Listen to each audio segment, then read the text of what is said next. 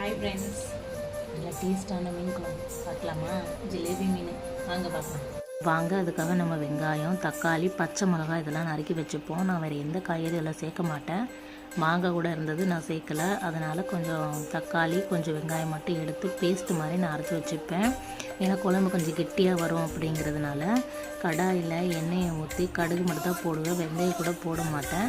அதுக்கப்புறம் வெங்காயம், பூண்டு, பச்சை மிளகாய், கருவேப்பிலை இதெல்லாம் நல்லா பொன்னிறமாக வதக்குற வரைக்கும் நான் கிண்டிக்கிட்டே இருப்பேன்.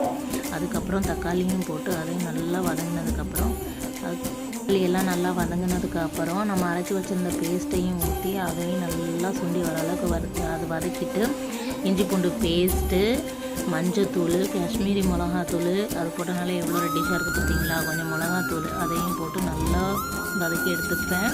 அதுக்கப்புறம் புளி கரைச்சல் தண்ணி தான், அது நல்லா ஊற்றி கிண்டி அது நல்லா கொதிக்கணும். அந்த வாசனை வர வரைக்கும் நல்லா கொதித்து வந்ததுக்கப்புறம் நம்ம உப்பு கொஞ்சம் போட்டு சேர்த்துக்கணும், தேவையான தண்ணியை ஊற்றிக்கணும். நான் வெந்தயமும் சீரகமும் வறுத்து பொடி பண்ணி சேர்ப்பேன், அது சூப்பராக இருக்கும். மீனும் போட்டுக்கலாம்.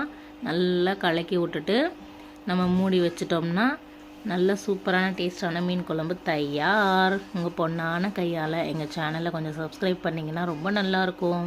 என்னோடய வீடியோ பிடிச்சிருந்தா லைக் பண்ணுங்கள், கமெண்ட் பண்ணுங்கள். நான் இதே மாதிரி தொடர்ந்து வீடியோ போட்டுக்கிட்டே இருக்கேன். எனக்கும் நீங்கள் கொஞ்சம் சப்போர்ட் பண்ணுங்கள். பாய்.